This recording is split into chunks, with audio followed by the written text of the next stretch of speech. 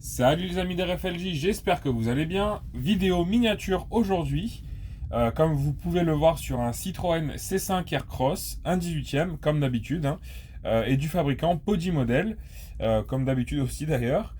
C'est un véhicule qui m'a été demandé par un de nos abonnés sur YouTube. Il m'avait demandé donc de présenter le C5 Aircross, et puis ça tombe bien puisque c'est un modèle très intéressant. Il était temps que je vous le présente. Donc ben voilà, aujourd'hui ce sera chose faite. Donc pour situer un petit peu le modèle, ben, c'est un SUV de chez Citroën. C'est le cousin des Peugeot 3008, le cousin des DS7 Crossback. Voilà, et Opel Grandland X aussi. Voilà, et donc c'est un modèle qui existe depuis 2018, je crois, 2017 ou 2018. Voilà, et qui est donc actuellement le SUV compact de la marque au chevron. Eh bien, on va passer maintenant à la présentation. Donc, on fait le tour extérieur. Donc, voilà, le C5 Aircross avec les petites plaques que j'ai rajoutées moi-même, hein, comme vous le savez, si vous avez vu de précédentes vidéos. Je vous fais voir maintenant la partie latérale. Voilà, donc un véhicule qui est très très bien fait, hein, comme à l'habitude de chez Podi Model. La partie arrière, voilà, avec, on voit bien les feux, hein. Vous savez que la signature lumineuse du C5 Aircross, on a quatre petits carrés là, bon, carrés un peu arrondis d'ailleurs. Voilà, on les retrouve bien donc dans le feu arrière. Ensuite, on a le logo Citroën placé au-dessus de la plaque. Et puis, on a C5 Aircross avec la motorisation en dessous, puisque c'est une motorisation chinoise, puisque bon, bah, Body Model, ils font les versions chinoises. Bon, niveau esthétique, enfin, franchement, à part la motorisation, il n'y a rien qui change par rapport à notre version européenne. On peut voir aussi les belles jantes qui sont ici, donc avec les disques qui sont représentés à l'arrière. Des belles jantes, vraiment très très belles. Alors le C5 Aircross existe en plusieurs coloris. Il existe dans ce orange et il existe aussi en blanc. Moi je l'ai choisi en orange puisque je le préfère comme ça et puis ça sort un petit peu plus de l'ordinaire. Mais bon, vous pouvez avoir dans les deux versions. Je suis pas chez moi, donc j'ai pas le fichier où je répertorie un petit peu toutes les motorisations de mes modèles. Malheureusement, donc je pourrais pas vous dire la puissance. Je vous le mets dans la description, comme ça vous verrez. Hein, je vous mets dans la description de cette vidéo la puissance, l'année exacte et la motorisation, comme ça vous le saurez. Vous le saurez quand même, mais je peux pas vous le dire là à l'oral en tout cas. On peut reparler un petit peu de la partie latérale avec cet insert chromé là qui est bien fait. Qui fait le tour un petit peu de la cabine, mais qui s'arrête hein, sur la vitre de custode à l'arrière. On n'a pas de chrome. Et puis on a, comme d'habitude, les petits rétros qui sont amovibles. Donc, des deux côtés, évidemment. Sur la partie du toit, on a les barres de toit, hein, synonymes de... Enfin, qui vont bien avec l'esprit baroudeur d'un SUV. Et puis, on a le toit ouvrant, toit vitré panoramique et ouvrant, voilà, donc coulissant comme ça. Ça, c'est très bien fait. Ensuite, en ce qui concerne la calandre, on va la détailler un petit peu plus. Donc, on a le logo Citroën qui englobe de part et d'autre du véhicule les feux diurnes. On a ici les optiques de phare avec les phares, la petite calandre encore ici avec des petits inserts chromés. Et puis ici on a le tour, voilà, bon ça c'est simplement de la décoration avec, vous pouvez voir vraiment à l'extrémité du bas comment dire, les projecteurs anti-brouillard.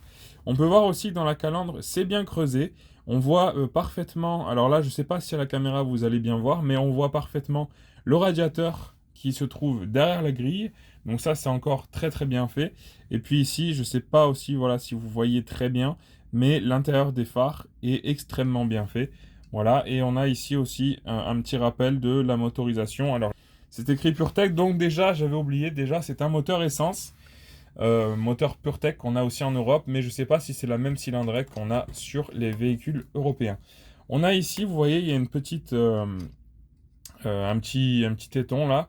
Vous appuyez dessus, ça va vous soulever le capot moteur, et ensuite on peut découvrir le moteur à l'intérieur. Donc effectivement c'est un PureTech puisque c'est un 3 cylindres.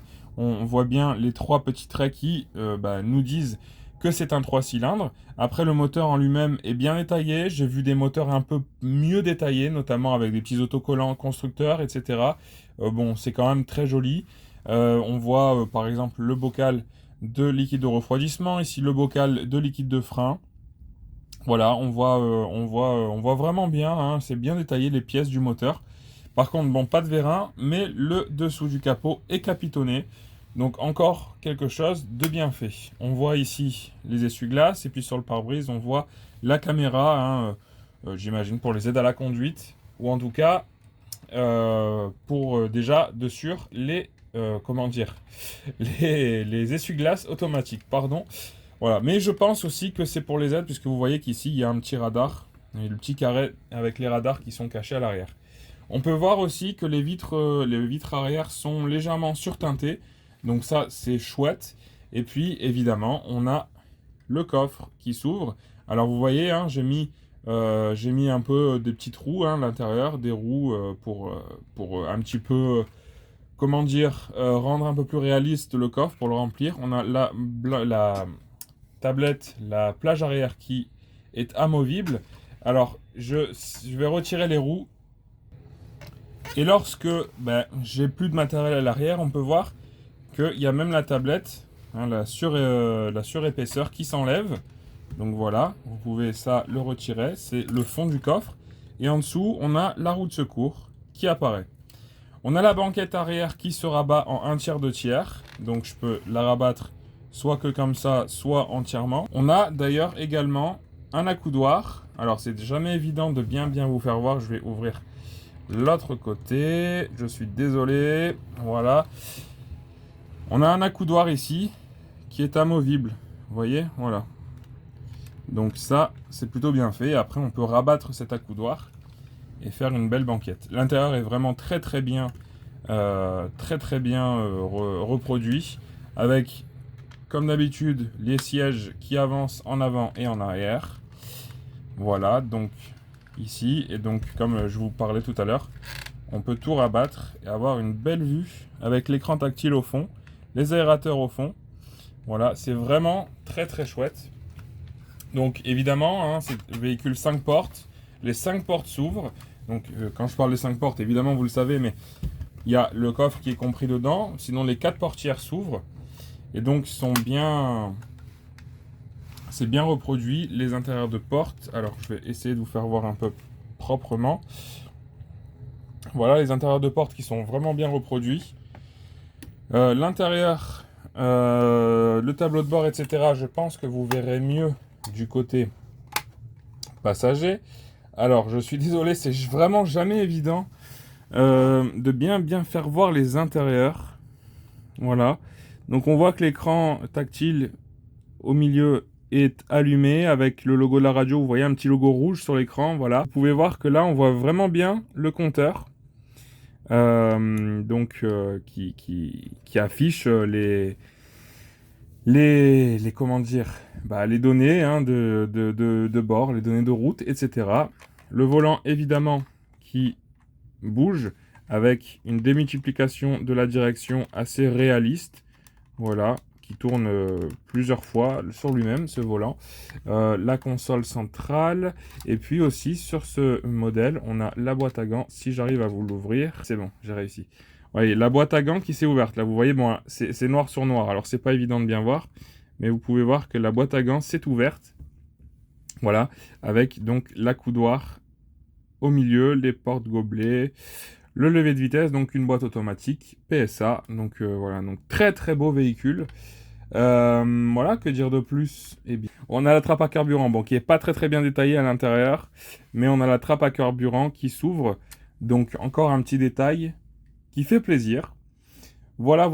Je pense qu'on a fait le tour. On a bien détaillé ce Citroën C5 Aircross 1.18 Podi modèle. J'ai pas parlé du châssis, donc on va en parler maintenant. Voilà, donc un châssis bien réalisé avec les sorties d'échappement ici. La casserole, non c'est pas la casserole, la marmite, voilà, c'est ça le mot exact. On voit la marmite ici, et puis ici on voit le réservoir de carburant. Ici le train avant avec toutes les sorties d'échappement, etc. Donc d'habitude, enfin, il y a les fabricants sont pas toujours très friands de faire des châssis bien détaillés. J'imagine que c'est pour une question de coût. Mais c'est vrai que Podi, à chaque fois, ils nous font des beaux châssis. Avec là, vous pouvez voir le train arrière, la suspension. Donc ça c'est pas mal. Et puis là, à l'avant aussi, hein, suspension indépendante. Donc voilà, là par contre, je pense qu'on a fait le tour de ce Citroën C5 Aircross 1.18 Podi modèle. Bon voilà, alors c'est jamais évident, notamment pour les intérieurs, de bien vous faire voir.